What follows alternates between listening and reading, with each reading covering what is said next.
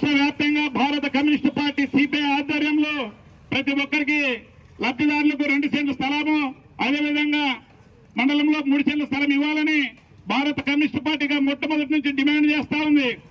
అయ్యా, మేము అడుగుతా ఉన్నాం, మీరు కేబినెట్ లో మాట్లాడుకున్న తర్వాత తక్షణమే ఇళ్ల స్థలాలపైన నిఘా పెట్టాలి. మళ్ళా ఏమంటున్నాడంటే చంద్రబాబు నాయుడు గారు జగనన్న కాలనీలో ఉన్నటువంటి లబ్ధిదారులకు ఇంటి స్థలాలు లేదంటున్నాడు.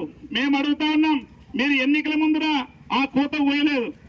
ఎవరైతే 1 సెంటు ఏమాత్రం సరిపోవడం లేదు, 1,80,000 రూపాయలు ఏమాత్రం సరిపోవడం లేదు, వాళ్ళందరూ కూడా పట్టణంలో 2 సెంట్లు, మండలంలో 3 సెంట్ల స్థలం ఇస్తానని మీరు హామీ ఇచ్చారు.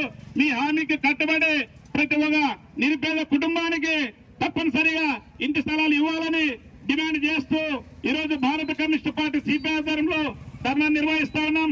ఈ ధర్నా కార్యక్రమానికి వచ్చినటువంటి మీడియా మిత్రులకు ధన్యవాదాలు తెలుపుతూ ముందుగా ఈ కార్యక్రమాన్ని ఉద్దేశించి మన పార్టీ జిల్లా కార్యవర్గ సభ్యులు కాబట్టి అజయ్ బాబు గారిని మాట్లాడాల్సిందిగా కోరుతున్నాం.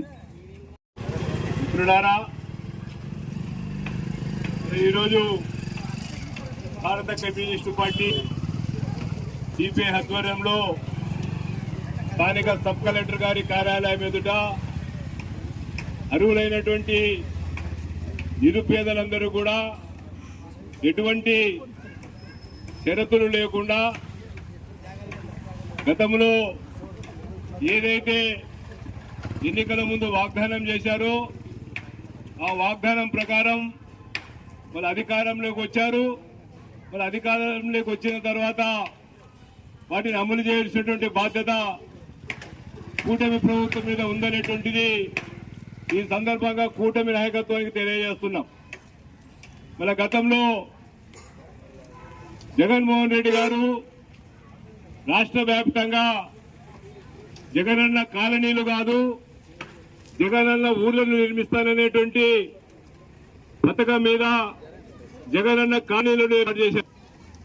మళ్ళీ ఆ సందర్భంగా రాష్ట్ర వ్యాప్తంగా 32 లక్షల మందికి అర్హులైనటువంటి వారందరినీ కూడా గుర్తించి మళ్ళీ ఆ రోజు ఇళ్ల స్థలాలు ఇచ్చి ఇళ్ల నిర్మాణాలు కూడా చేపట్టడం జరిగింది. మరి అయినా కూడా అక్కడ ఇచ్చినటువంటి స్థలాలు కానీ లేకపోతే ఎక్కడైతే ఎన్నిక చేసినటువంటి ప్రాంతాలు అర్హులకు అనేక రకాలైనటువంటి ఇబ్బందులు ఎదుర్కొంటున్నారు. ఏవో కొండ పొరంబోకు స్థలాల్లో, కాలువల్లో, మిగతా నివాస యోగ్యంగా అయినటువంటి చోట్ల మీరు ఇచ్చారనేటువంటి అపవాదులను మీరు మూటను కట్టుకుని మరి జగన్మోహన్ రెడ్డి గారు అధికారంకు దూరమైనారు. మరి ఆ సందర్భంగానే పట్టణంలో కేవలం 2 సెంట్లు,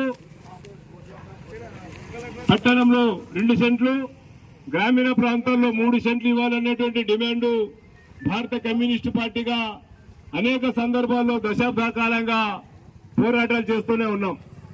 కానీ జగన్మోహన్ రెడ్డి గారు కేవలం 1,80,000 మాత్రమే నగదులు ఇస్తామనేటువంటిది ఆయన దాన్ని రూపకల్పన చేశారు. అయినా కూడా ఎక్కడ కూడా మనం వారు ఇచ్చినట్టు బాబుగారు ఏదైతే మాట ఇచ్చాడో ఆ మాట ప్రకారం మేము అధికారంలో వస్తే 2 సెంట్లు పట్టణంలోనూ అదే